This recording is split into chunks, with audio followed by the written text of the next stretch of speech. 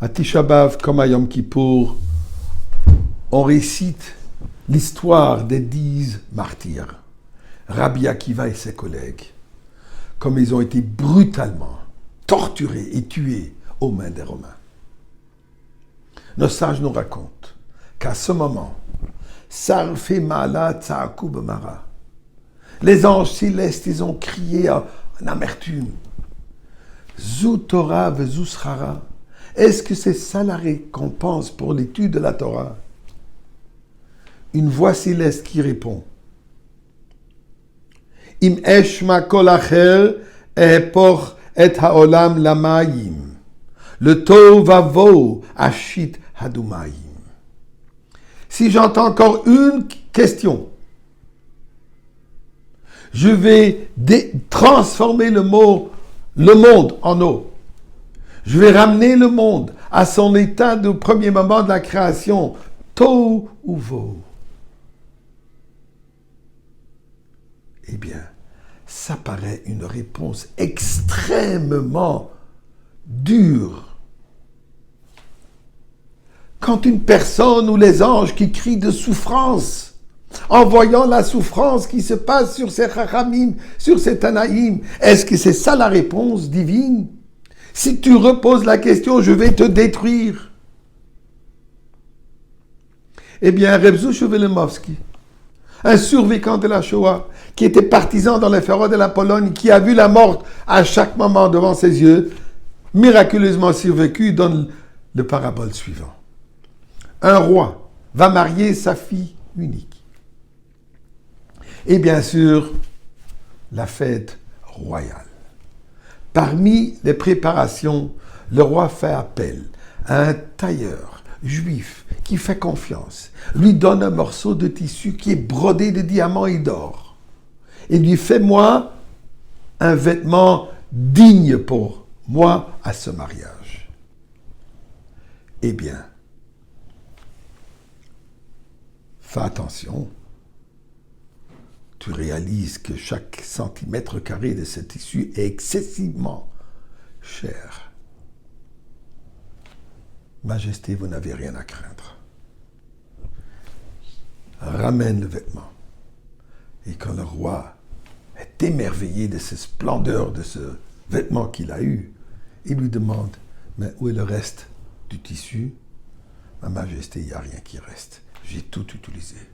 Impossible, voleur, peine de mort. Coutume veut que le condamné à mort a droit d'une dernière demande. Il demande paire de ciseaux et le vêtement. À l'horreur du roi, il défait tout le vêtement et là, quand il place tous les morceaux du vêtement de ce tissu, il voit qu'effectivement, il ne manque absolument rien. Chaque centimètre carré a été utilisé. Mais malheureusement, il dit au roi, Majesté, je n'ai pas eu de choix que prouver mon innocence qu'en défaire ce tissu et en défaire ce beau vêtement. Hakadosh Baruch Hu nous menace pas en disant je vais détruire le monde, je vais rendre le monde en eau, en tovo. Dieu nous dit, mes enfants, je ne peux pas vous l'expliquer. Vous me posez des questions pour comprendre mon raisonnement. Vous me posez la question, pourquoi je fais cela? Ma pensée n'est pas comme la vôtre. Je vois une autre image que vous voyez. Vous ne voyez que la petite image que vous voyez devant vous. Je comprends, c'est la souffrance. Je réalise, c'est la souffrance. Je pleure avec vous. Mais n'oubliez pas qu'il y a une grande image. Il y a cette grande image que vous n'êtes pas capable de voir aujourd'hui. Pour que vous puissiez le voir aujourd'hui, il faut que je transforme le monde dans l'état de néant, son non-existence. Tel que vous êtes créés, des êtres limités, avec des pensées limitées, avec une sagesse limitée, vous n'êtes pas capable de comprendre ma perspective, de comprendre ma pensée. Mais un moment viendra où vous allez pouvoir comprendre.